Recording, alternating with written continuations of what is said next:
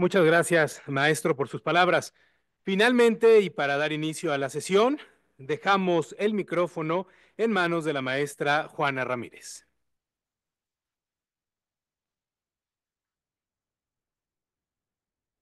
Hola, hola, ¿cómo están?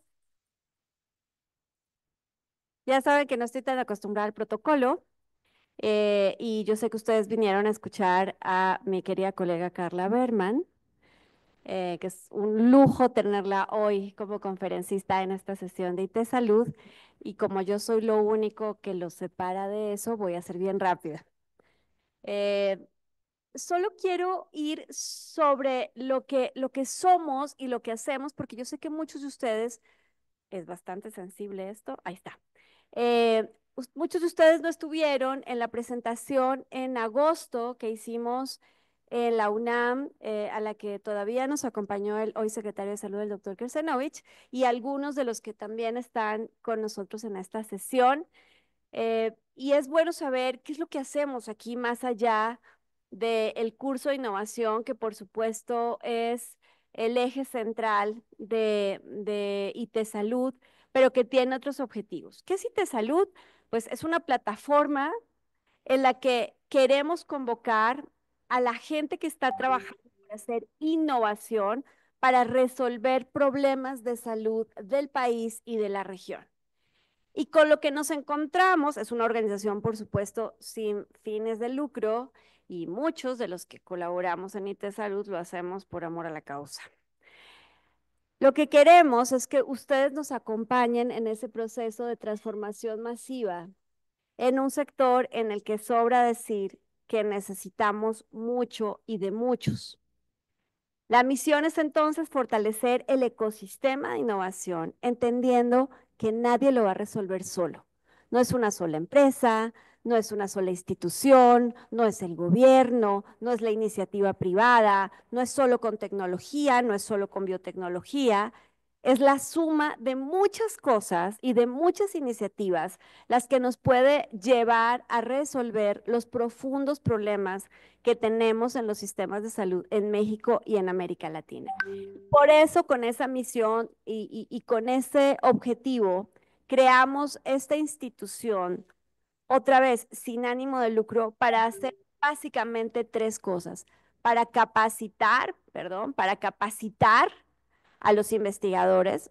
Yo cada vez que tengo que dar una sesión para ustedes, me da un poco de penita, porque todos han estudiado muchos más años que yo y son unos cracks en lo que hacen. Y cuando los escuchamos hablar de sus proyectos, de sus investigaciones, de su formación, de su experiencia, es verdaderamente emocionante saber que tenemos ese nivel de talento en el país. Pero también les tengo que confesar que es muy divertido cuando les hablamos de emprendimiento y parecen niños de kinder. Entonces allí sabemos que hay que hacer ese trabajo de formación y que con todo ese talento, pues esta otra parte del emprendimiento es mucho más sencilla de aprender. Y sabemos que allí hay suficiente capital semilla, como decimos en el emprendimiento, para hacer que cosas impresionantes pasen. Y es que en estos primeros años de IT Salud ya han pasado cosas impresionantes. ¿Cuáles son nuestros principios? Que todo el mundo esté trabajando en iniciativas que resuelvan necesidades urgentes del sector salud. Esa es una condición, ¿no? No estamos pensando por allá en la era de quién sabe qué. No, hoy tenemos pacientes que necesitan ayuda, hoy tenemos una mortalidad infantil que no debería existir, hoy seguimos teniendo víctimas de cáncer cervicuterino cuando en pacientes desarrollados ya no existe, hoy seguimos teniendo pacientes con diabetes que sienten que están sanos y que nada más tienen diabetes. Tenemos necesidades de educación, de diagnóstico, de atención, de tratamiento, de suministro, de acceso, suficientes fuentes o para agobiarnos o para inspirarnos en que podemos hacer parte de la solución. Por eso hemos estado trabajando intensamente, se los prometo, en desarrollar colaboraciones y alianzas que nos permitan apoyar sus proyectos. Evidentemente, con emprendedores e instituciones, armando la red de mentores que ya nos ha ayudado mucho en los procesos de aceleración, en la conexión con fondos, con inversionistas, con la industria, para decirles, hey, aquí estamos y no somos pocos, somos un montón, somos una muy buena banda, como decimos unas amigas mías, porque solo hoy aquí sentados somos unos 120, 140 personas. Saludo a toda la gente que está conectada, que hasta hace un ratito me contaron que eran más de 150 personas y les voy a compartir los datos más adelante de IT Salud. ¿Cómo nos podemos unir a IT Salud para... Ay, es que esto está muy sensible. A ver, yo lo voy a dejar de tocar. ¿Me lo pueden regresar, por favor? Adelante una. Gracias. Ok. ¿Cómo nos podemos sumar a IT Salud? Pues necesitamos soporte financiero. Y qué bueno que escuchamos a Guillermo Funes, presidente de Canifarma, decir que aquí está para apoyarnos, porque ya saben cómo soy. Entonces, hay un compromiso, es broma, ha sido un ofrecimiento de tu parte, pero por supuesto que necesitamos el apoyo de la industria para sumar el número de becas cada año, porque ha sido un esfuerzo importante para el programa de aceleración. Entonces, muchas gracias, André, por sumarte en esa iniciativa con Apotex. Y lo bueno es que ¿cuántas compañías hay en Canifarma, querido Memo? Ahí está, miren, de a una. Lo resolvemos fácil. Pero bueno, de verdad agradezco muchísimo el apoyo de las empresas que nos han estado apoyando con esto. Luego, en la parte de entrenamiento, de mentoría, en donde la conexión con las instituciones, no sé, ya está por aquí la doctora Marta Zapata, que todavía que es la hoy comisionada de la SINSAE, a la que pertenece en el Instituto Nacional de Nutrición, que también coincido en que es la joya de la corona, pero hay extraordinarias instituciones que componen la CINSAE, que hace un trabajo espectacular, no solamente de atención clínica, sino de investigación, y esas conexiones también son importantes, además de que ustedes tengan la capacidad de desarrollar proyectos conjuntos. Es más fácil si hacen equipos, es más fácil si someten sus ideas al consenso de los equipos con los que van a participar en los proyectos, perdón, en la etapa de aceleración que empezará en el segundo semestre del año. Adelante, por favor.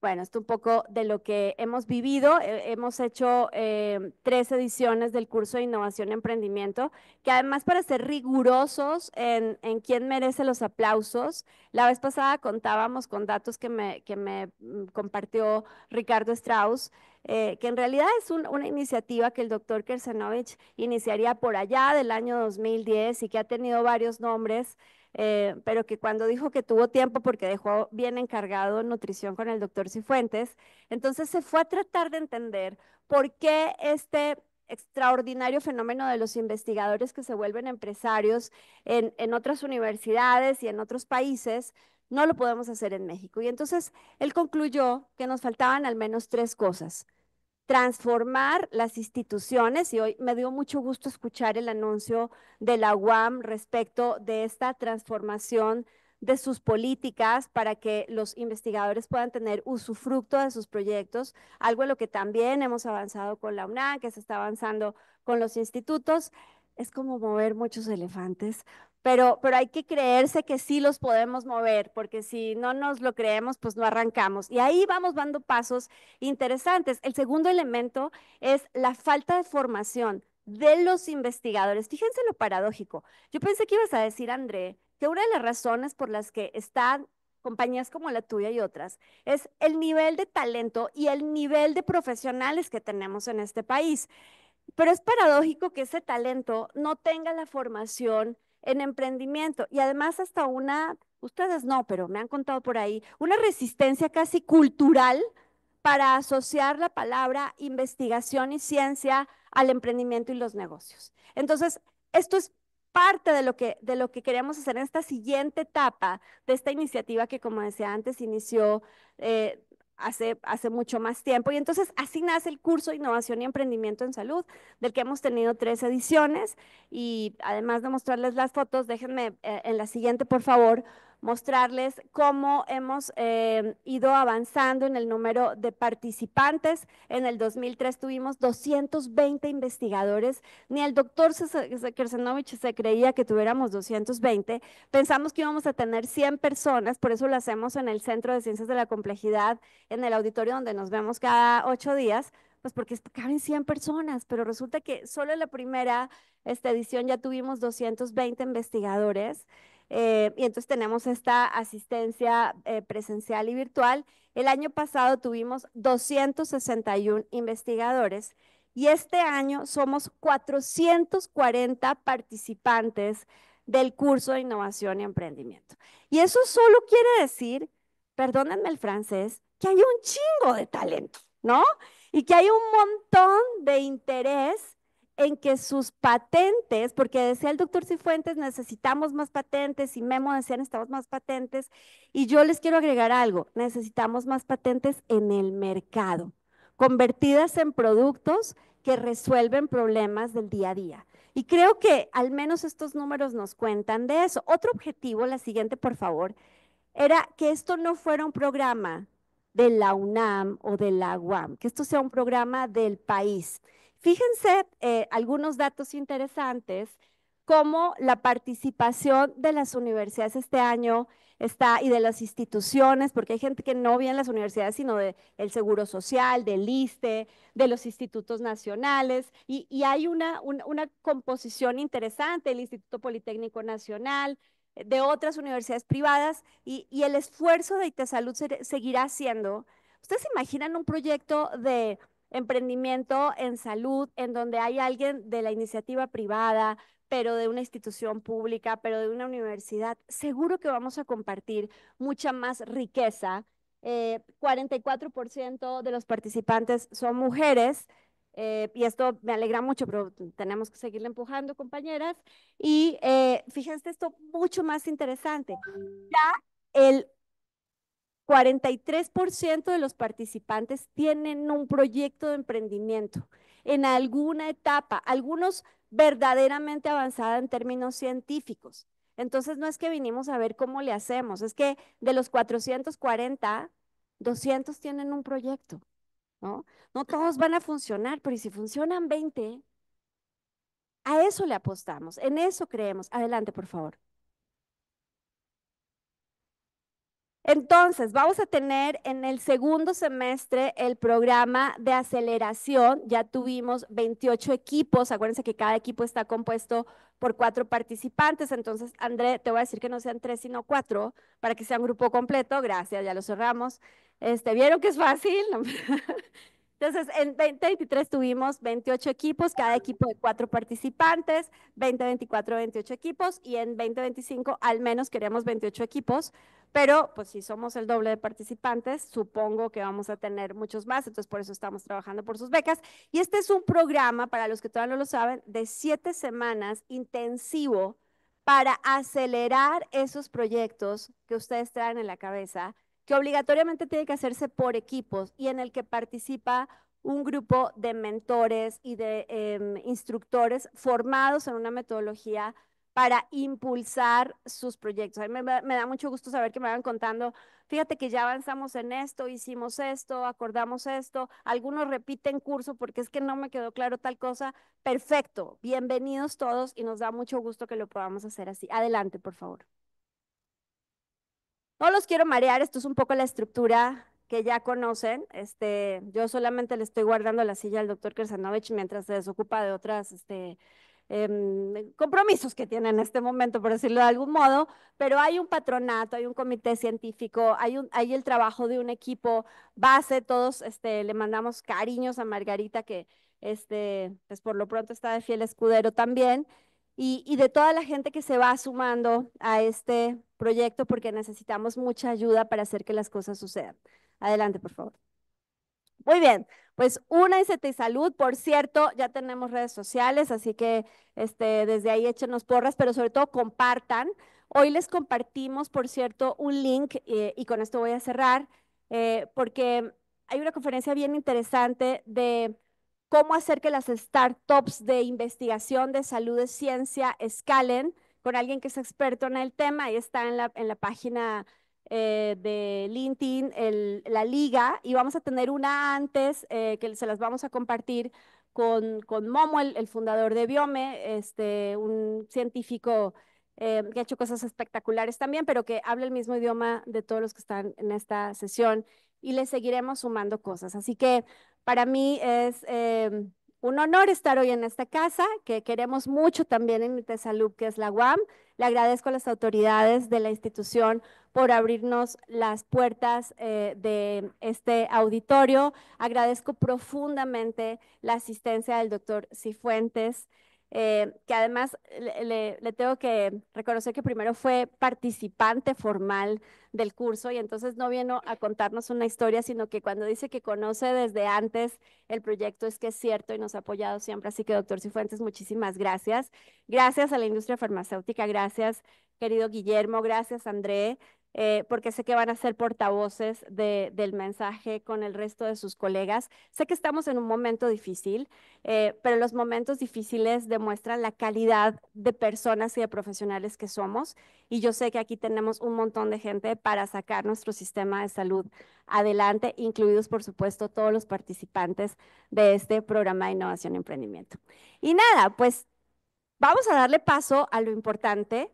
Y lo importante hoy es escuchar a mi colega. Nos decimos así en broma, porque nos conocimos hace unos años en un reality show. No, no era la casa del, no, nada de eso. Nos invitó Universal a hacer una, sí, un reality show de emprendedoras que se llamaba Escuela Imparables y que hicimos por 3 años para toda América Latina.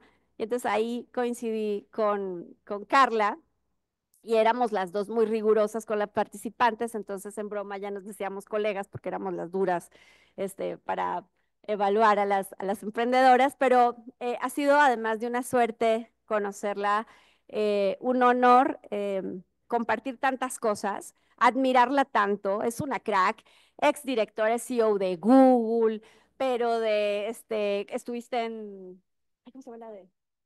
Bueno, espérenme, o sea, fue la directora de operaciones de SoftBank, ¿no? Así, fácil.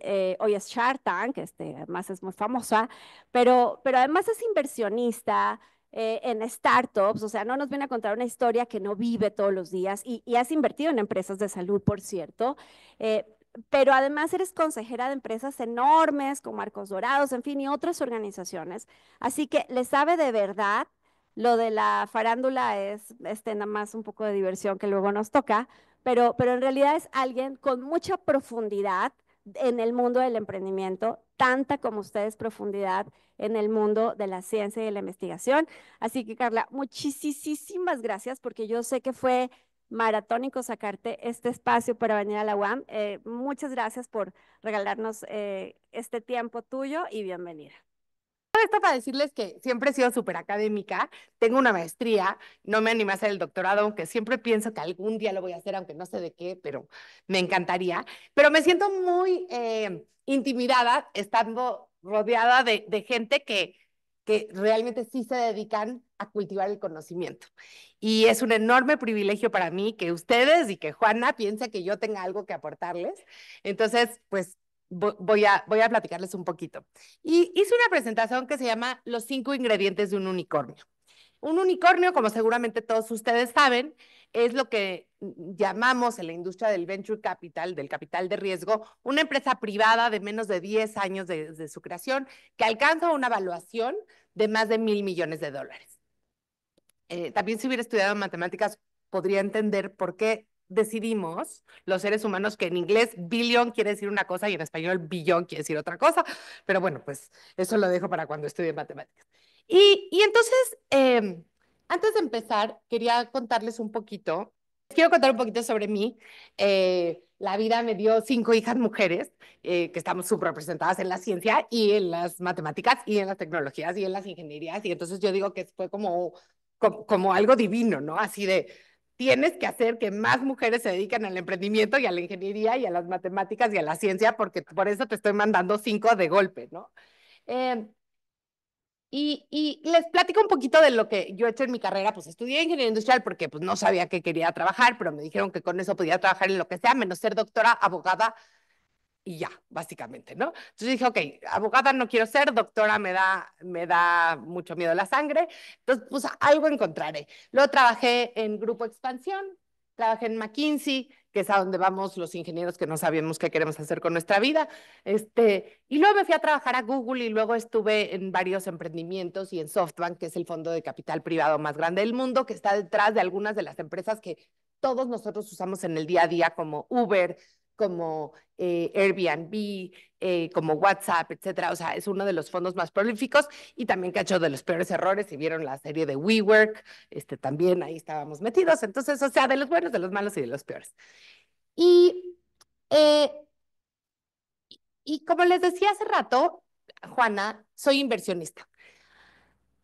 Yo no sabía qué quería decir ser inversionista, Ángel, y les quiero contar un poquito mi aversión al riesgo de dónde sale. Yo nací en 1980, mi papá tenía una fábrica de tornillos que le iba bastante bien, y entonces cuando empezó el Tratado de Libre Comercio, un poco antes, decidió endeudarse hasta las chanclas para comprar más fábricas para que nos hiciéramos todos muy ricos. Y luego entonces se devaluó el peso y la deuda era en dólares. Y entonces yo me quedé traumada, como ¿cuántos de ustedes se quedaron traumados? O sea, yo durante años lo primero que hacía en las mañanas era checar a cómo estaba el dólar. Y era muy aversa al riesgo por esto que había pasado, donde realmente tuvimos un choque económico, como todas las familias, yo creo, de este país, muy, muy fuerte. Y entonces decidí que yo en lo único que iba a ahorrar todo mi dinero era en dólares. Empecé a trabajar, mi primer trabajo fue en la Secretaría de la Contraloría, cuando era yo becaria, y me pagaban, había un HSB, un Vital en esa época, me daban mi cheque, yo iba, lo cobraba el Vital, y entonces le decía, como los niños chiquitos cuando van a la tiendita, ¿para cuántos dólares me alcanza? Y me decía, no, pues hoy le alcanza para, no sé, $30, perfecto, pues $30 y los guardaba mis dólares, ¿no? Los guardaba en dólares. Y entonces, cuando me casé con mi esposo quería ser inversionista, que a mí siempre me sonaba como lo que decían las artistas cuando tenían un esposo que era un bueno para nada y le decían, ¿y tu esposo qué es? Y decían, empresario e inversionista. Y entonces yo decía, Sánchez, pues ¿con quién me casé, no? Y él me decía, no, Carla, tienes que entender, la gente más rica del mundo, los más ricos son los emprendedores. Los segundos más ricos son los inversionistas. Y bueno, omitió los que tienen dinero ilícito, pero de esos no vemos aquí, ¿no? Entonces, y es cierto, el otro día estábamos revisando la lista y le dije, ¿te acuerdas, Carlos, que tú me contabas esto? Y entonces estaba, pues, los fundadores de Facebook y de Google y de Amazon y de Oracle y etcétera, y de repente se colaba por ahí Warren Buffett, ¿no? Pero realmente sí, o sea, entonces yo dije, ok, bueno, va a ser inversionista. Y entonces, cuando empezamos nos fuimos a hacer una maestría juntos a la Universidad de Harvard, en negocios, también, perdón, y nos endeudamos muchísimo porque el CONACYT no da becas para las maestrías de negocios, lo cual creo que es correcto. Y entonces nos endeudamos y entonces cuando por fin ya sacamos la cabeza del agua y ya había un poquito de ahorros para decidir en qué los íbamos a ahorrar, pues yo le dije, pues en dólares. ¿Cómo que en dólares? O sea, qué poco sofisticada eres. Y entonces me trató de explicar que la bolsa y los índices y la deuda y todas estas cosas que a mí me sonaba como que íbamos a perder todo lo poquito que teníamos. Y después de eso, un día llegué yo le decía, no, no, en dólares, en dólares, en dólares. Llegué y le dije, oye, me acaban de ofrecer invertir en un negocio. Me dijo, ¿en qué? Le dije, es una cosa que se llama un coworking space. No existía WeWork en México todavía. Y entonces le expliqué que estaba increíble y no sé qué. Y me dijo, ok, entonces tú quieres invertir parte de nuestros ahorros en un negocio y no quieres invertir en un fondo indexado de la bolsa. Le dije, bueno, pero es que a ellos los conozco. Me dijo, sí, pero, o sea, así no se decide invertir. Total, invertimos, fue muy mal negocio, y entonces empezamos a tener una filosofía de inversión y estoy yéndome muy largo, no sé por qué. A lo que quiero decirles es que la vida después me puso en un lugar donde profesionalmente aprendí a invertir. Empecé a ser miembro del comité de inversión de varios fondos de Venture Capital que necesitaban a alguien que no supiera nada de inversiones, que supiera de negocios, de tecnología. Entonces ellos hacían todos los fondos los flujos de caja descontados y decidían cuál era la tasa de lo que sea, como se llame, y a mí me preguntaban, a ver, pero ¿tú crees que esto puede tener, o sea, va a haber gente que va a poder comprar alineadores dentales por medio de internet? Y yo decía, pues sí, porque mira, te voy a explicar por qué. Aquí te muestro cuánta gente busca en internet alineadores por internet y de esos cuántos además al mismo tiempo tienen tarjeta de crédito. Y si eso lo cruzamos, me decían, ok, perfecto. Y entonces empecé a invertir yo también por mi lado. Cuando vi los retornos que tenían estas inversiones, empecé a invertir en algunas startups. Y aquí hay algunas en las que he invertido, no sé si a lo mejor conocen alguna, Moons, ¿alguien conoce Moons? Alineadores dentales, FitPass, ¿alguien conoce FitPass? Por ahí, es como un Netflix de clases de ejercicio. Naranjadul, ¿alguien? ¿Alguna mamá? ¿No? Por ahí. Es una plataforma para mamás. Y luego otras que han quebrado. Y entonces, y después estuve en un fondo de Venture Capital y ahora me dedico muchísimo realmente a invertir, a entender el emprendimiento de una manera mucho más profunda y a entender cómo podemos hacer para tener más emprendimiento en México. Bueno, y ahora soy Shark también, que es muy divertido. Y bueno, les tengo dos noticias, una buena y una mala. ¿Cuál quieren primero? Pues sí, pero yo decido. Entonces, les voy a dar la buena. Y la buena es que estamos viviendo en el futuro. Pero ¿quién soy yo para decirles que estamos viviendo en el futuro? Fíjense nada más los supersónicos, que de verdad yo digo que todos los emprendedores del mundo deberían de echarse todas las caricaturas de los supersónicos porque ahí están todas las ideas que se necesitan. Los supersónicos nos dijeron que íbamos a hacer ejercicio frente a una pantalla. Los supersónicos nos dijeron que nos iba a perseguir por nuestra casa. Uy, ahí está, sí. Sí, está muy sensible. Un robotito que nos iba a recoger las migajas. ¿Quién sabe cómo se llaman estas cositas? Rumbas, ¿verdad? Los supersónicos nos dijeron que íbamos a tener dispositivos que iban a estar conectados a algo y que de alguna manera nos iban a poder comunicar con otras dimensiones, etcétera. ¿En qué se equivocaron? A ver, pero está hablando con Pedro Picapiedra, está hablando con alguien de otra época, ¿no? Y sin embargo, ayer leí en The Economist que acaban de lanzar un curso de cómo escribir una novela de misterio dictado por un holograma de Agatha Christie, que crearon con todos sus diarios, sus manuscritos, las conferencias que ella ha hecho y sus libros, ni una palabra que está en ese curso no salió de su boca o de su puño y letra. Y después, con todas las fotos que hay de Agatha Christie, crearon un holograma, pusieron a una actriz que hágase sus ademanes, pero después se cubre con este holograma. Y el temario lo hicieron con inteligencia artificial y con un grupo de académicos que estudia la literatura de Agatha Christie. Y entonces hoy puedes tomar un curso, creo que Agatha se murió en el 2005, 20 años después de que Agatha Christie se murió, como si ella te lo estuviera dando. Entonces, no se equivocaron, simplemente no hemos llegado todavía, ¿no? También alguien me decía, se equivocaron en el número de dedos, pero ustedes que son científicos y yo no, alguien me dijo, no, es que los biólogos de la evolución dicen que este dedo ya va de salida, ¿no? Espero que no, ¿cómo le vamos a explicar a la gente que estamos casados si no tenemos este dedo, verdad? Pero bueno, como el matrimonio ya también va de salida, pues, Pero bueno, ¿y cuál es la mala? Y yo digo que la mala es que ya vamos tarde, porque tenemos este mundo donde puedo tomar un curso con Agatha Christie, aunque ya se murió, y sin embargo, cuando pierdo mi tarjeta de débito, me piden que vaya a la sucursal, ¿no?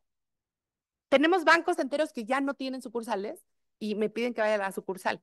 Y perdón, voy a hablar de la industria farmacéutica. ¿Se vale? Perdón, ¿sí? Tengo que pedir una receta en papel.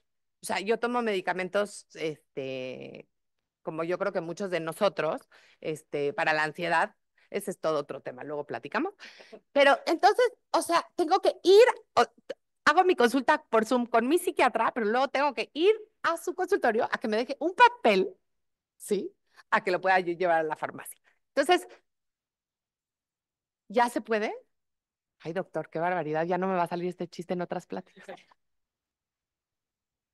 Qué bueno que ya se puede, nada más nos tardamos 10 años, ¿verdad? No sé si todas las farmacias ya se enteraron. Este, pero bueno, la verdad es que sí tenemos todavía procesos en muchas empresas, en muchas instituciones, que son como de 1998, como que nos quedamos atorados ahí. Y entonces, lo que yo quiero platicarles aquí es, si algún día latino, es cómo podemos llevar a nuestro país, y ya me hablaron aquí, y me han hablado tanto de verdad, el poder de los cerebros de nuestro país y de nuestras instituciones de investigación, y cómo podemos llevarlo al siglo XXI en cuanto a emprendimiento. Ahora, ¿qué tienen en común estas empresas? son mexicanas, bueno, algunas, todas operan en México, sin duda, son muy grandes. ¿Qué otra cosa tienen en común? Tienen mucho dinero. Sí, ¿resistencias de la qué? Ándale, ahorita me explicas qué es eso. Wow. Pues sí, la electrotérmica. Eh, Estas son algunas de las empresas, como bien dijiste, más grandes de nuestro país. ¿Sí? En la lista de las 500 de expansión, que es una de lista, digamos, que es la más confiable, no es perfecta, evidentemente, pero es una lista bastante confiable en cuanto a tamaños de empresas. Estas son algunas de las empresas que aparecen en los 15 primeros lugares. ¿En qué año? ¿De qué año creen que es esta lista donde aparecen estas empresas entre las 15 más grandes de México? ¿Hace 10 años? ¿Ok? ¿Quién dice otra cosa? ¿Hace 20 años? ¿Hace 25 años? ¿Quién dice que es la lista de este año, por ejemplo? ¿De este año? ¿De este año? ¿Eh? ¿Que esté así de grande en México? General Motors ya está chiquita. A ver, seguramente todos ustedes tenían razón, porque en México pasa algo rarísimo. Es una anomalía comparada con muchas de nuestras economías que nos podríamos comparar. En promedio, cuando una empresa entra a la lista de las 20 más grandes de nuestro país, se queda 17 años en esa lista. Se estaciona, o sea, ya llegó, se estacionó. Y 17 es el promedio, porque ahí hay unas que llevan pues 40, ¿no? Ahora, eso no es normal. De hecho, este dato lo saqué del libro de Viridiana Ríos, que se llama No es normal, que habla que este poco dinamismo entre las empresas más grandes de nuestro país es una anomalía. Ahora, no está criticando, ni yo estoy criticando estas empresas, son empresas fantásticas, muchas de ellas proveen buenas condiciones de trabajo, empleo, etcétera, etcétera. Sin embargo, es rarísimo que en una empresa, en una economía dinámica, en un país dinámico, sobre todo con el bono demográfico que tenemos en México, el dinamismo, etcétera, tengamos siempre a las mismas empresas siendo las más grandes de nuestro país. Ahora, ¿cómo se compara esto con otro país? Vamos a ver, por ejemplo, Estados Unidos. En Estados Unidos, agarré aquí 3 ejemplos que están entre las 10 empresas o 15 empresas más grandes de ese país, según la revista Fortune, que es más o menos el equivalente. Si ven, hay una de salud, CVS Health, hay una de hardware, Apple, y hay una de comercio electrónico. Ahora, faltan muchas otras. Pero lo interesante aquí es que el 70% de las top 10 empresas más grandes de Estados Unidos del último año no estaban en ese top 10 tan solo 10 años antes. El 70%. Solo 3 de las 10 más grandes se estacionan. En México es al revés. ¿Y por qué? ¿Y qué podemos hacer? ¿Y por qué es importante? Y creo que es importante por un montón de cosas. La primera es por la falta de dinamismo.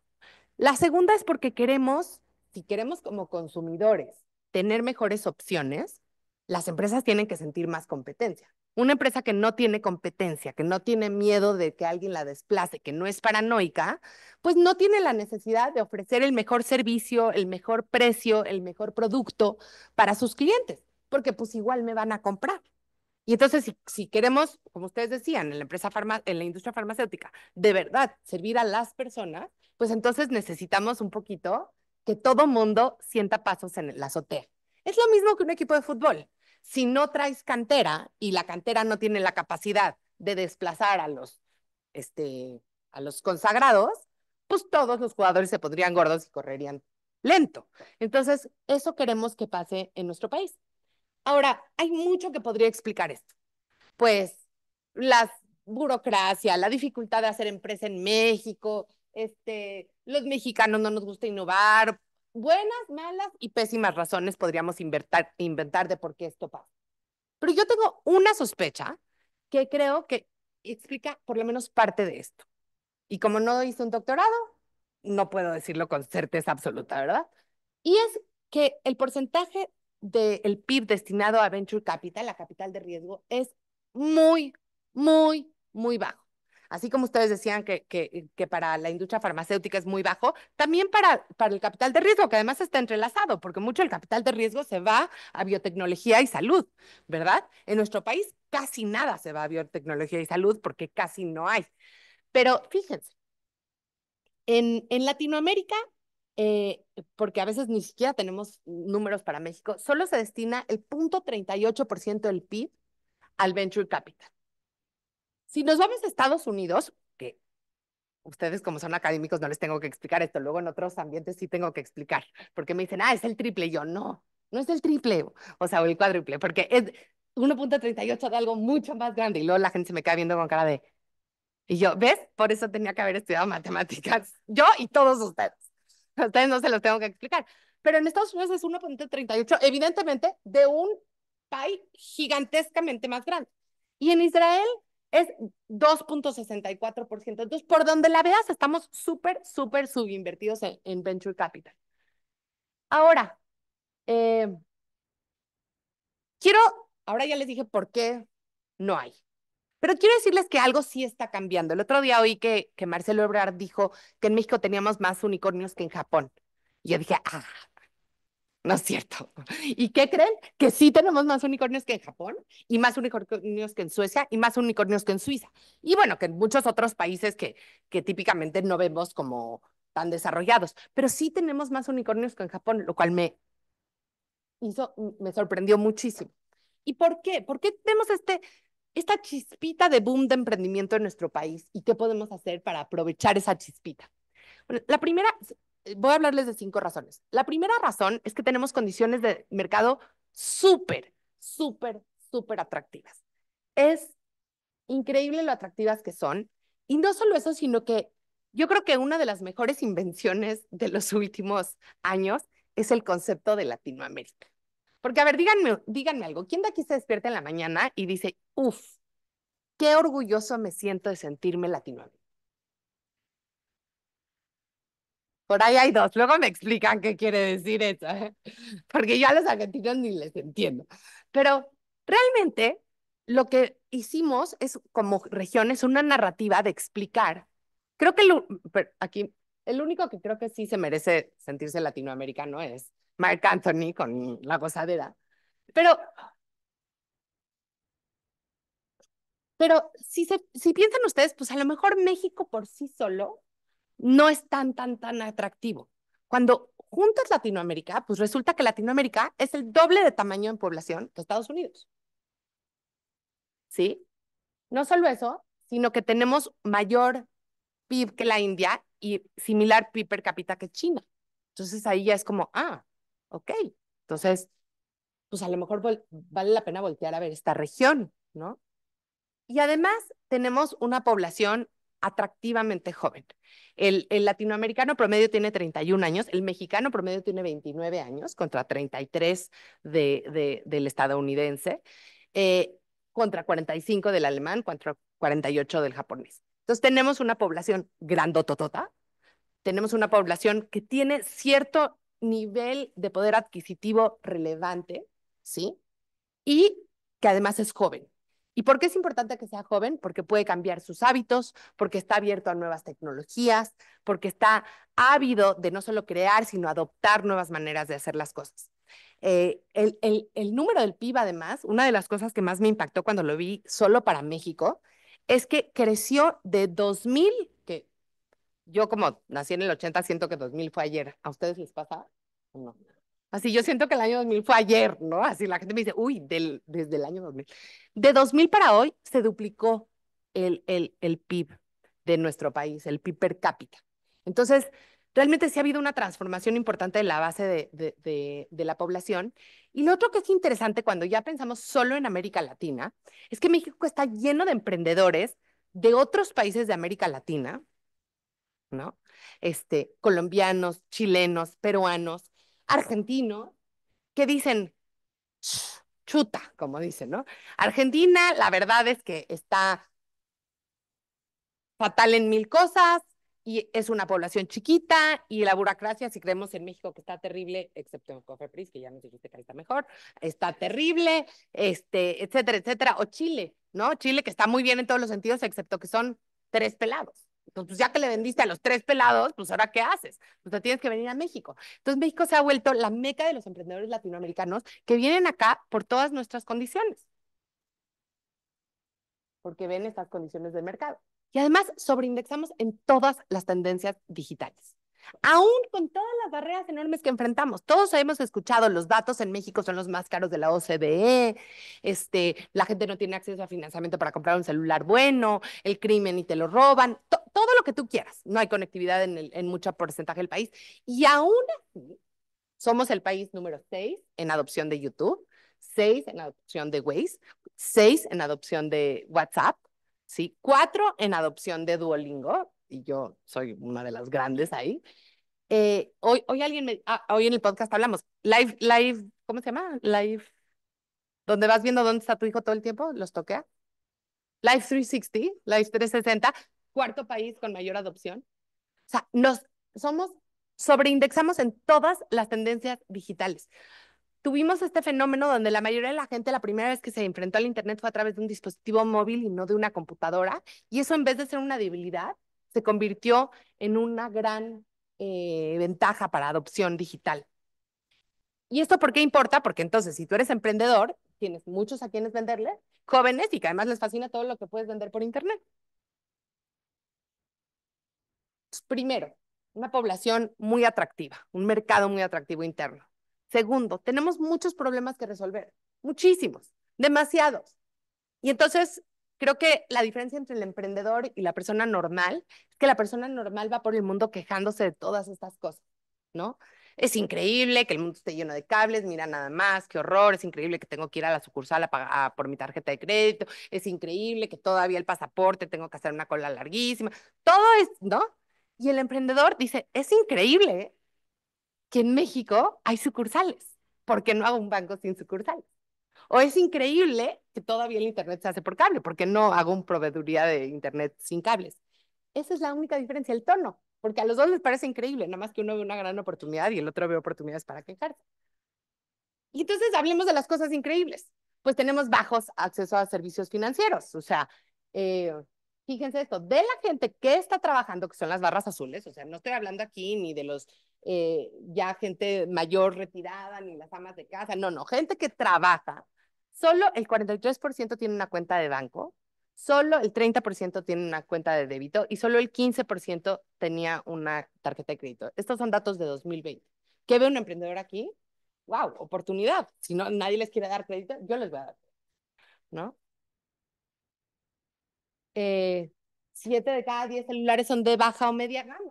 Tenemos de los peores celulares del mundo, ¿no? Y además tenemos datos limitados de planes. Y entonces tenemos que resolver esos problemas. Y entonces surgen los pillofones del mundo, ¿no? Donde dicen, pues entonces, si Telcel está muy caro para ti, yo te voy a dar pillofón. Porque en cualquier otro país dirías pillofón. O sea, parece broma. Y sin embargo, aquí funciona, ¿no? Y así nos podríamos ir. Y no voy a hablar de la industria farmacéutica porque no sé absolutamente nada, excepto 2 empresas en las que he invertido de la industria de salud. Pero fíjense, o sea, entonces un emprendedor ve un problema como que en México tal porcentaje de la gente nunca ha podido comprar un carro. ¿Y qué va y funda? ¿Qué empresa? Tabac. O dice, no tienen acceso a moda accesible, ¿no? Y va y funda Trendier. ¿Alguien conoce Trendier aquí o no? O dice, no pueden estudiar una carrera. Y va y hace Collective Academy, ¿no? O ¿cómo se llama esta? La de los cursos, que es como Coursera. Khan Academy, claro, Coursera, pero hay una que es fundada en México, que ahorita se me olvidó su nombre. O no tienen crédito para su pequeño negocio y van y fundan Confío, ¿no? O no tienen acceso a servicios de salud de calidad y a lo mejor van y fundan Salud Digna. Entonces, el emprendedor donde ve un problema, ve una gran oportunidad. Y así podríamos hablar de todas las zonas, ¿no?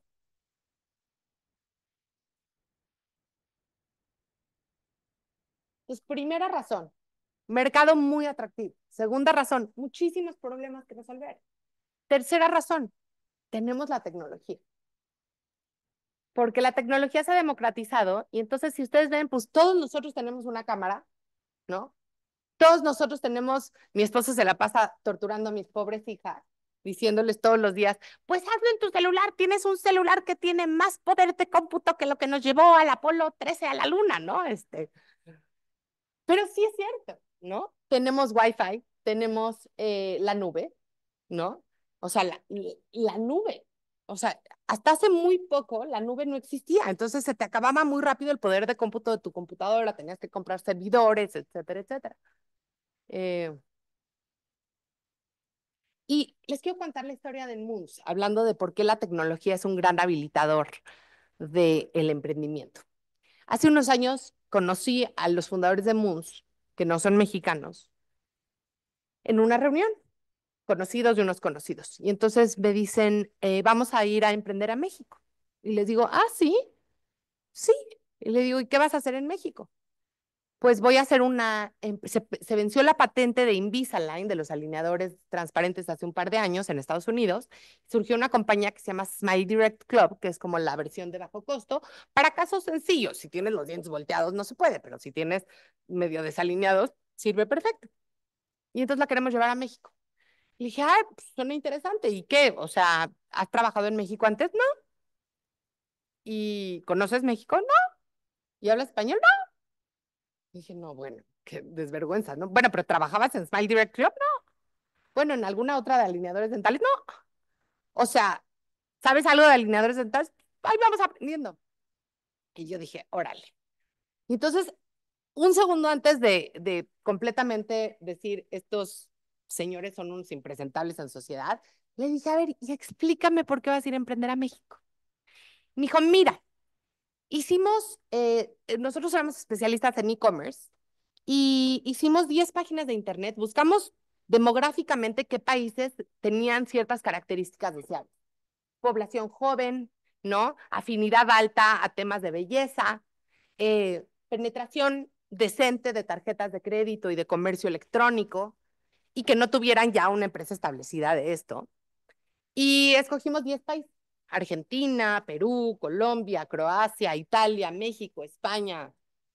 Y entonces construimos en 2 semanas 10 páginas de internet y luego le compramos $100 de publicidad en Google y en Facebook a cada una de ellas para que cuando la gente buscara alineadores dentales o brackets de bajo costo o frenos para mis dientes o lo que sea, te saliera nuestro anuncio y con eso te llevaba a la página web, te pedía tus datos para mandarte un kit para sacarte tus moldes.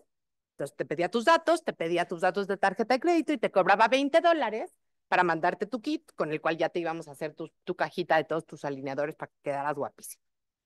Y entonces, y le dije, ¿los kits de dónde los sacaron? ¿No? Me dijo, no, hombre, ni sé si se necesitan los kits.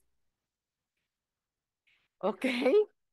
Y entonces, pues entonces le cobramos a la gente los $20 de la tarjeta de crédito. Inmediatamente después les mandamos un mail que decían, ups, ya se nos acabaron los kits. System. Pero aquí están tus $20, ya te los regresamos a tu tarjeta de crédito y aquí hay un cupón de 20% de descuento para cuando volvamos a tener los kits. Y con eso medimos a escala, ¿sí?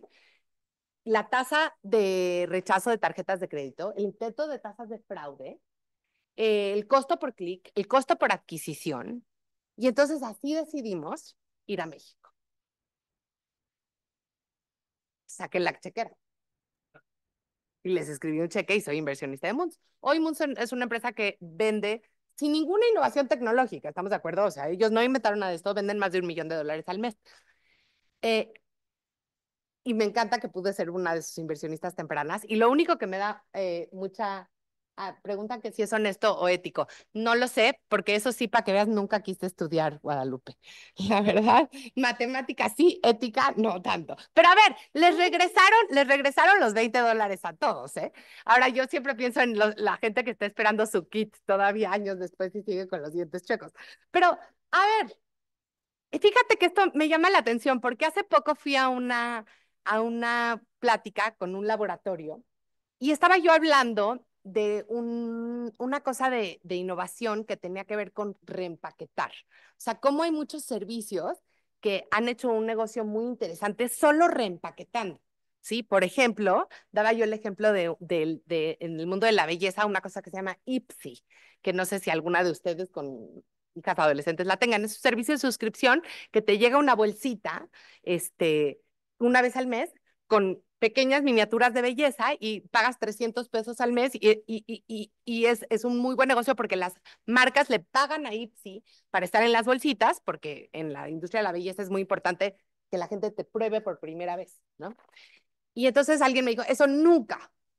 No, alguien me preguntó, ¿y cómo eso se podría aplicar en la industria farmacéutica? Le dije, a ver, yo no sé nada de la industria farmacéutica, pero ¿cuántos de nosotros nos tenemos los closets llenos de medicinas que a lo mejor te recetaron para 5 días, pero la caja traía 10 y entonces no sabes qué hacer con esas 10 y por qué no? Bueno, haz de cuenta que de verdad, no me quemaron viva porque era en un hotel. Y hace 2 semanas me dijeron, eso no se puede, Cofepris nunca va a dejar, es antiético, la sanidad, ta. Ok, tienen razón, yo solo hablo de temas frívolos, ¿qué quieren que les diga? Y hace 2 semanas me vinieron a pichar unos emprendedores de una empresa que se llama Ángela. ¿Alguien la ha oído? Y lo que Ángela hace es que se dieron cuenta que quizás me voy a equivocar en el número, pero que el 65% de la gente arriba de 60 años toma por lo menos 5 medicinas diarias. Y es un problema, porque te recetan a lo mejor la medicina para la tiroides de 10 miligramos, pero a lo mejor fuiste a la farmacia y solo tenían la de 20, entonces ahora la tienes que partir. Pero la vez que entra que vas, solo tienen la de 5, entonces tienes que poner 2. Y hay muchos problemas de salud porque la gente no dosifica sus medicinas correctamente. Entonces, lo que ellos hacen es que tú les compras, en vez de comprar la caja de Eutirox y la caja de esto y la caja del otro, tú les mandas tu receta y ellos te mandan en bolsitas chiquitas para todo el mes. No sé si sea legal o no, pero yo quiero ser su cliente y su inversionista. Y Uber tampoco era legal cuando llegó a México. Pero bueno. ¿Qué?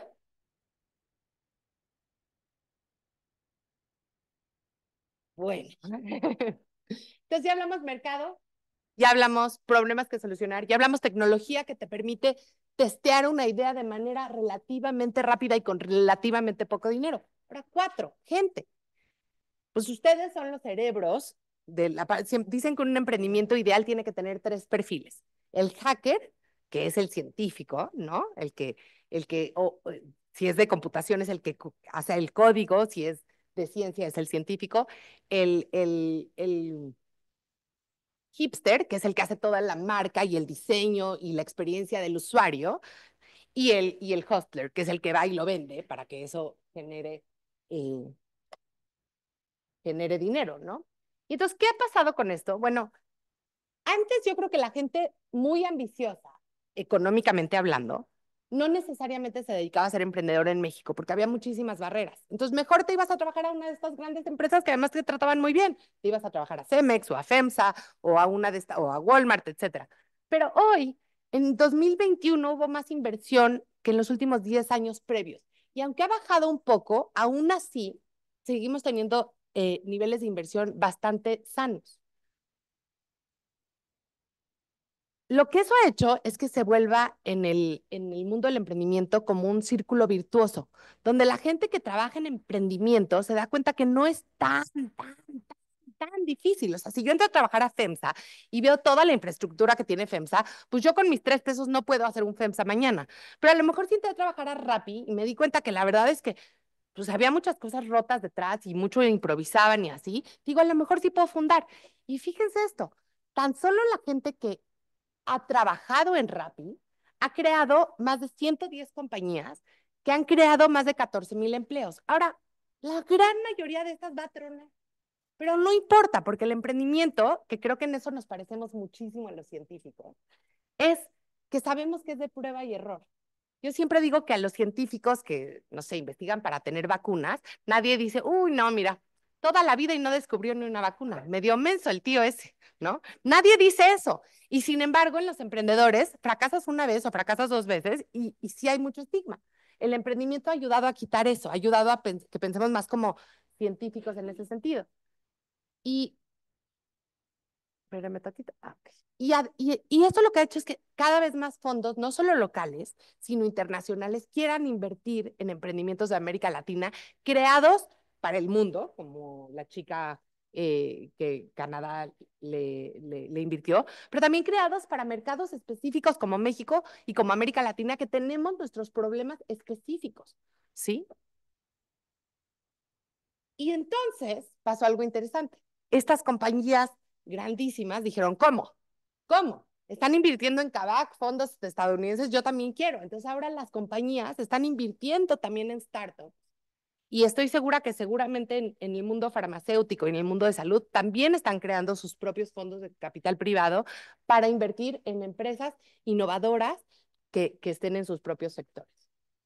Y entonces, si juntamos estas 5 cosas, el mercado muy grande, espérate, me salté una que creo que era bien importantísima, a ver si la encuentro. No la encontré, pero ahorita les cuento.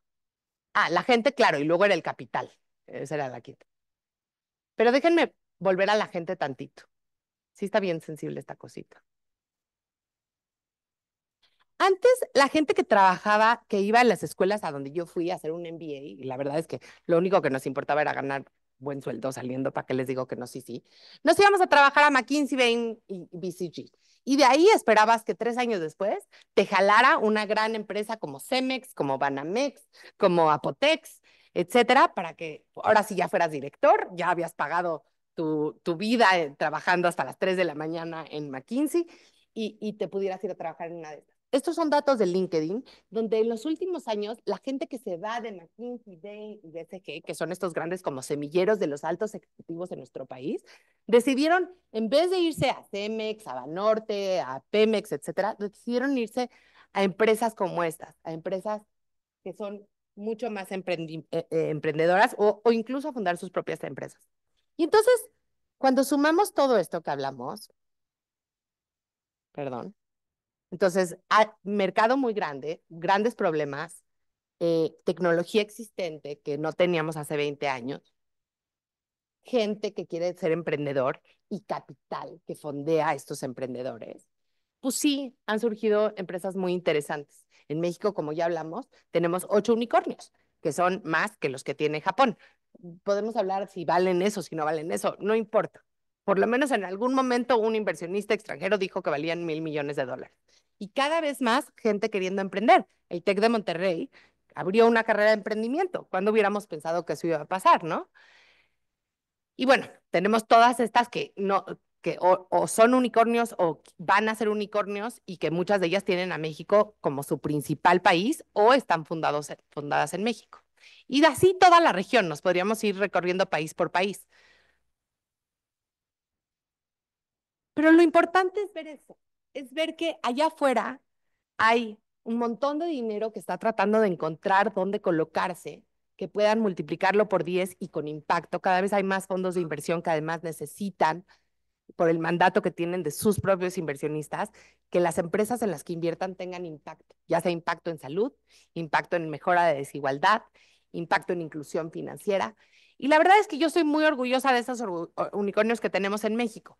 Son Clara, ¿no? Que es una fintech, Confío, que es una fintech, Merama, que es un e-commerce, Kavak, que es una vendedora de coches, Story, que es una fintech.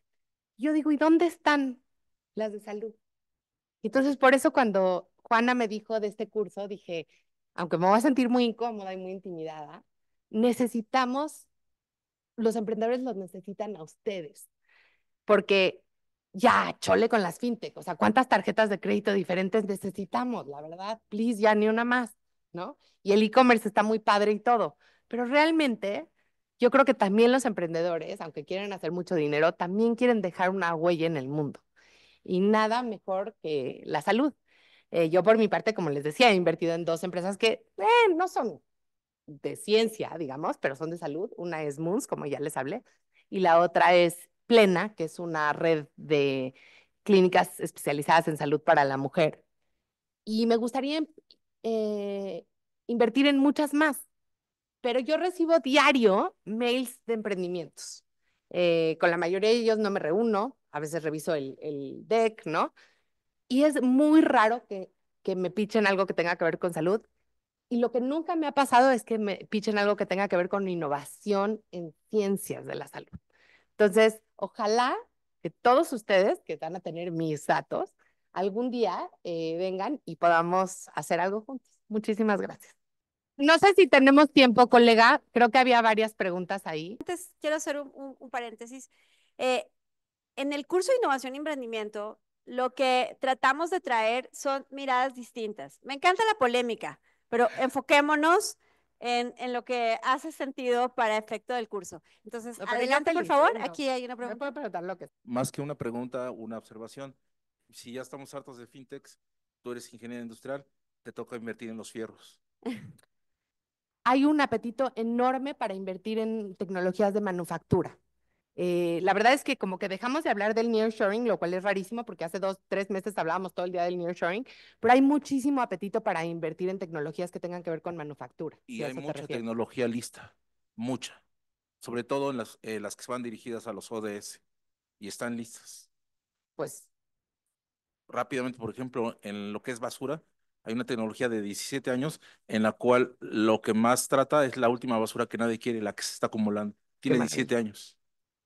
Y sustentabilidad, nunca sé 100%. si se dice sostenibilidad o sustentabilidad, pero Es sostenibilidad, porque sustentabilidad en teoría no existe en el diccionario. mm, Y esta empresa puede lograr con esta recuperación de esto, materiales de construcción. pues hablemos. Sí, Hola, muy interesante, la verdad. Yo les comparto. Sí, sí, nos ayudan a decirnos quiénes son y de dónde para... Mi nombre es Felipe Gracias. Núñez.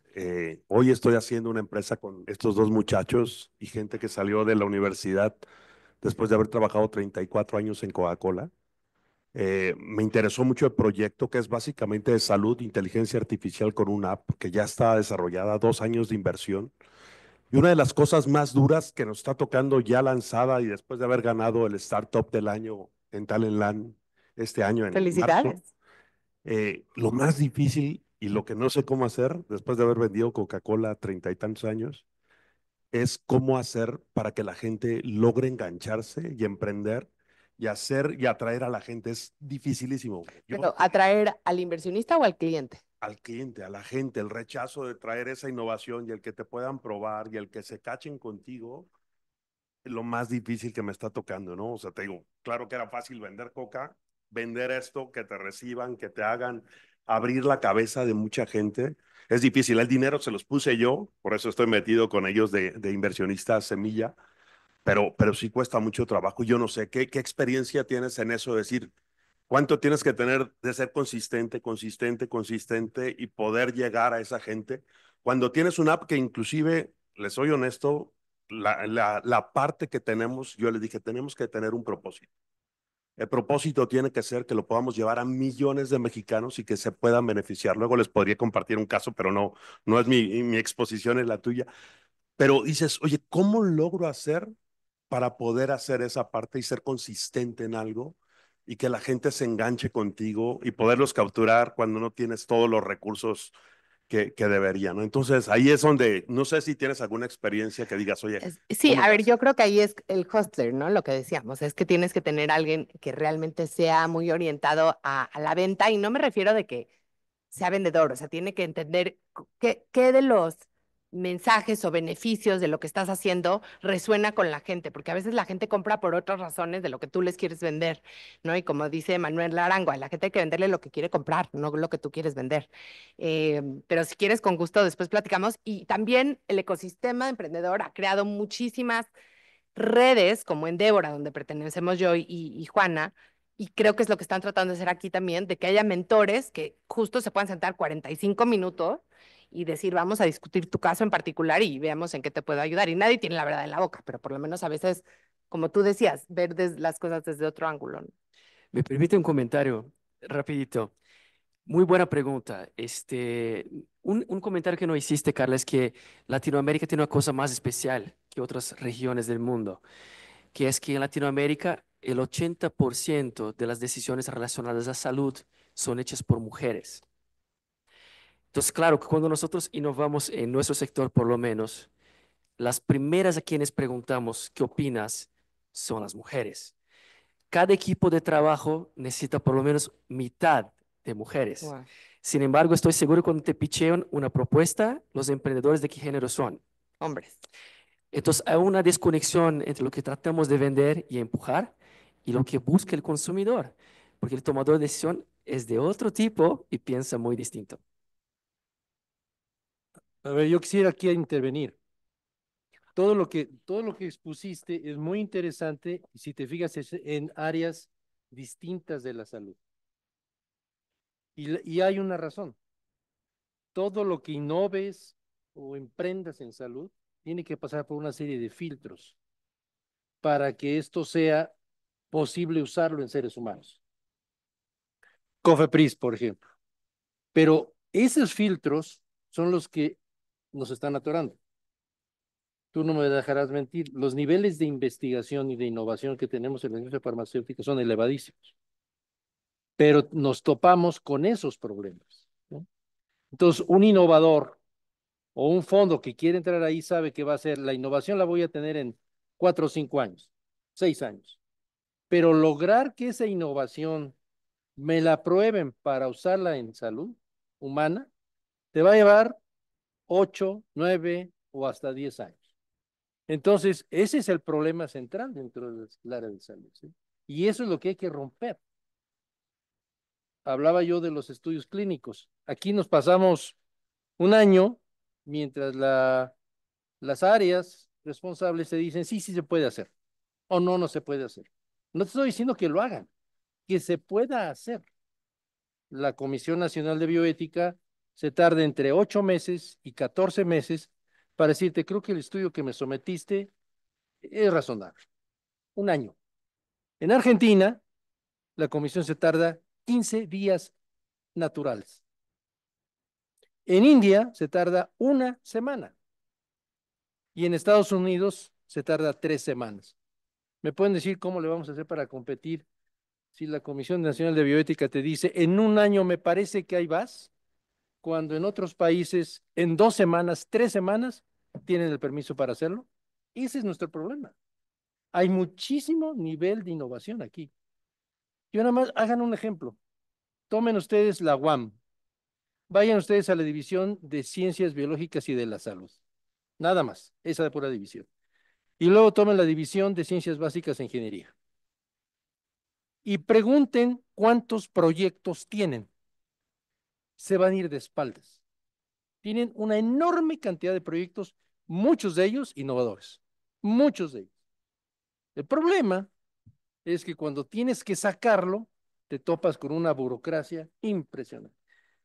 Llegar al Instituto Nacional de la Nutrición para hacer cosas, bueno, ya pasaste el Cañón del Colorado, el Océano Atlántico, y si lograste sobrevivir, ya llegaste a nutrición. O sea, ¿quién tiene la culpa de nutrición? No, ni siquiera se enteró lo que estábamos haciendo, porque no ha logrado pasar todas las barreras que tenemos.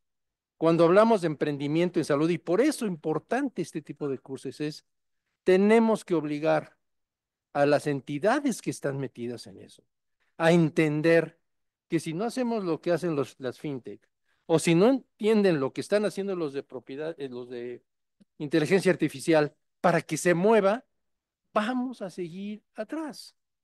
Y alguien más lo va a hacer. Y alguien más lo va a hacer. Ahora, Es más, aquí hay gente que no pudo en México, se fue a Estados Unidos, y tengo muchos ejemplos de eso, tú conocerás otros tantos en Canadá, que se fueron a la parte de biotecnología. Se fueron a New Jersey o se fueron a Boston. Y hoy en día, esa gente tiene 5, 10, 15 patentes internacionales, 3 o 4 productos y son maestros en Harvard, en MIT o en Boston College. Y ¿Por Memo, qué no en México? creo que a pesar de eso, la industria farmacéutica invierte mucho en México, en desarrollo. ¿Por qué? Volvemos al punto que mencionabas, ¿no, Carla? El capital humano está. Entonces, si aceleramos los demás puntos, México será imparable, ¿no? a ver, porque quiero darle espacio a las preguntas de los participantes. Eh, eh, yo sé, doctor, que quieres hacer una intervención, pero antes quiero decirles que nadie dijo que era fácil. O sea, no estamos aquí sentados porque es fácil, ni mágico, ni rápido. Y en salud sabemos que hay barreras, barreras de tipo regulatorio, barreras de tipo de seguridad y que correctamente hay que validar. Pero pero hemos tenido aquí a los comisionados de COFEPRIS sentados en estos cursos y a los del INPI aquí sentados en estos cursos y tenemos a Nutrición aquí sentada en este curso y tenemos al presidente de la Canifarma aquí sentado en este curso. Y creo que el primer paso es ese, ¿no? Aquí estamos sentados para decir, ¿qué hacemos? ¿Por dónde empezamos? ¿No? Otra vez, lo que decía Carla en su conferencia hace un segundo, necesitamos que el espíritu emprendedor venga de todos los lados de las instituciones y también de nosotros, ¿no? Y entonces, ay, tenemos un problema en la COFEPRIS, híjole, no hagamos nada. ¡Oh! Tenemos un problema en la COFEPRIS. Noticia buena porque hay que resolverlo y lo tenemos que resolver entre todos. Doctor, ¿querías decir algo? Porque vamos a tener espacio para 2 preguntas más. Adelante. Breve. Primero, me encantó la presentación de Carla, me parece muy, muy estimulante y me parece muy provocador el comentario del ingeniero Funes, pero yo agregaría varias cosas.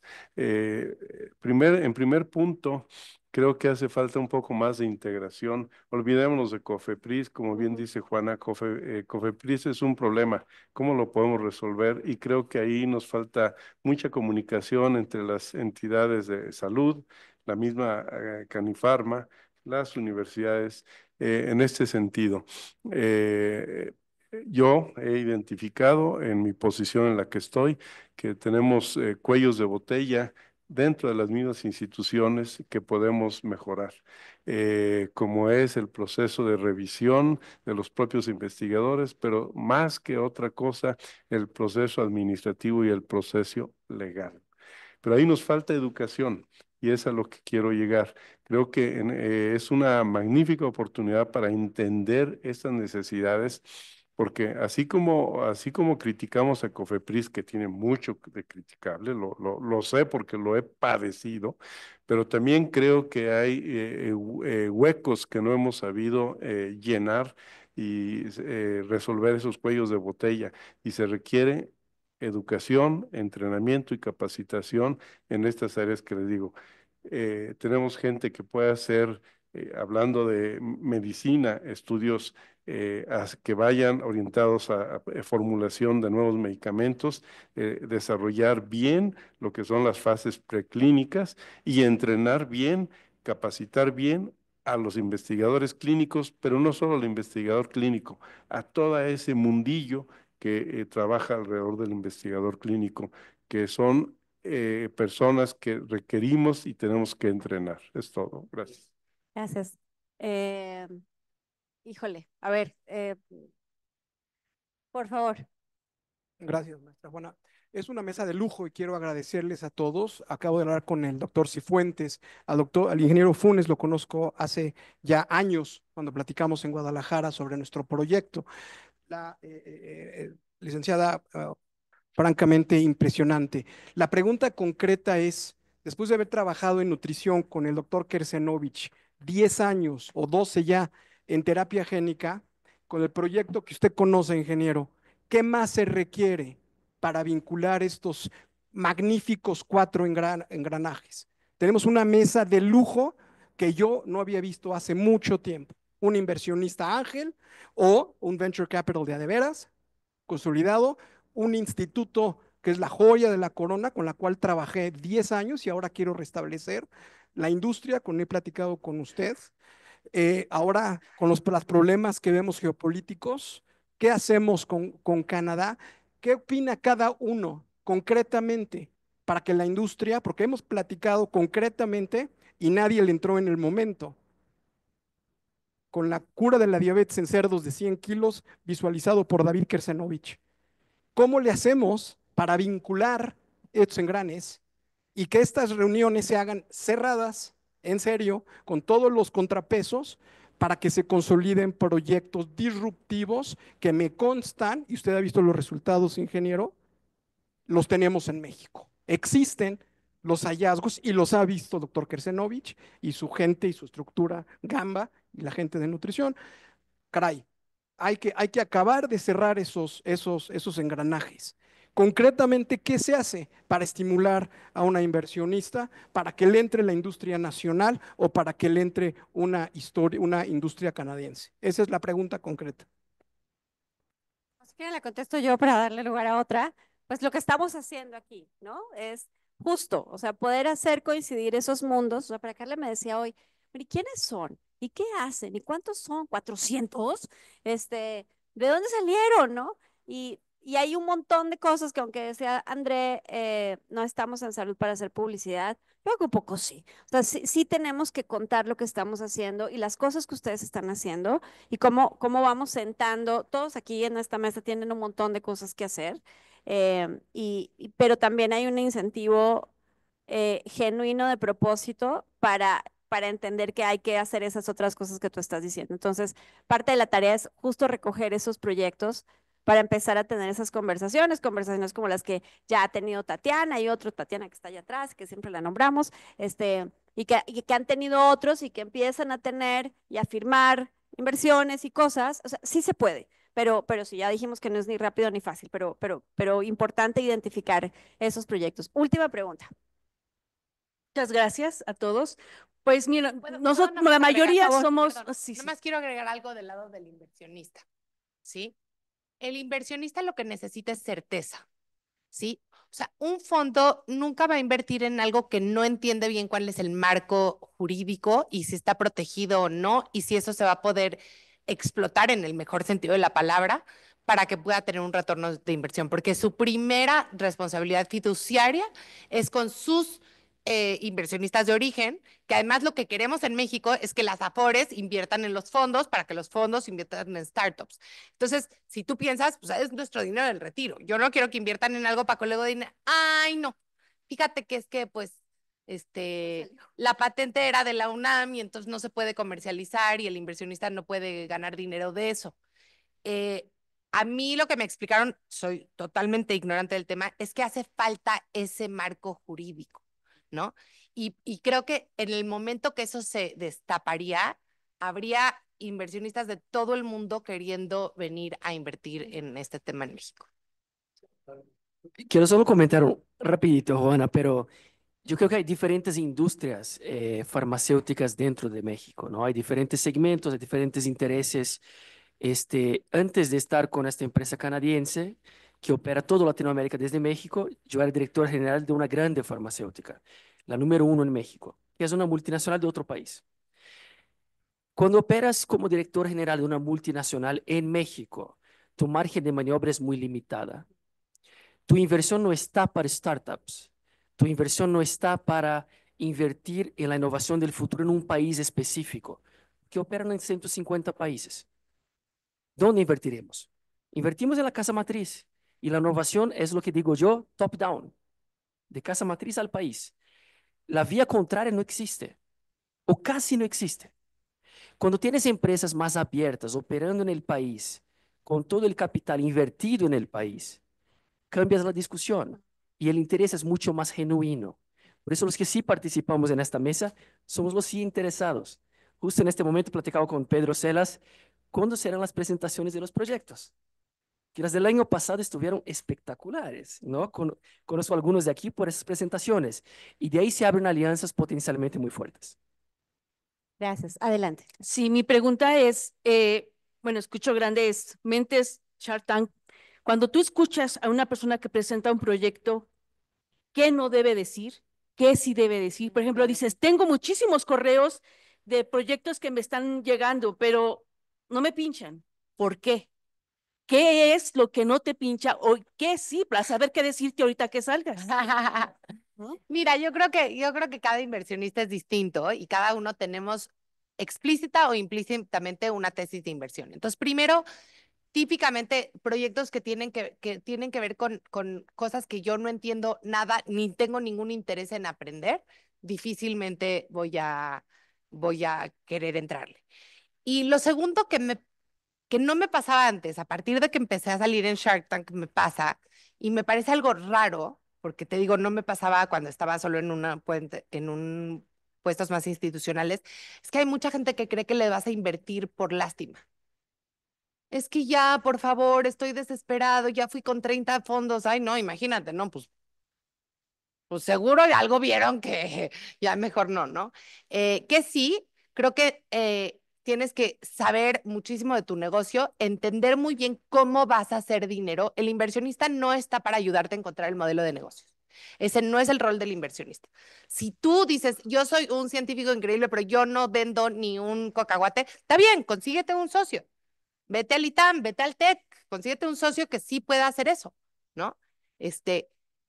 Y lo tercero es poder contestar las preguntas difíciles sin marear a la gente. O sea, yo prefiero que me digas, eso no lo tenemos resuelto o eso va a tomar 5 años de un permiso de COFEPRIS. No, mira, pero entonces pues, tenemos un compadre. No, ¿no? Creo que esas serían las cosas en las que yo me fijaría. Pero pues muchísimas gracias a todos ustedes. Tenemos un networking preparado y una copita de vino y un canapé. Hoy los consentimos. Les estamos presumiendo a todos los que están conectados. Gracias, pues sí, ya están diciendo sí, sí, sí, pues les dijimos. Sé que algunos están en otras ciudades e incluso en algunos de otros países. Un abrazo para todos ustedes. Próximo miércoles 4 de la tarde tenemos preparada una muy buena sesión, esta vez en la UNAM, en el C3. Vámonos a tomar una copa de vino y a platicar. Muchísimas gracias.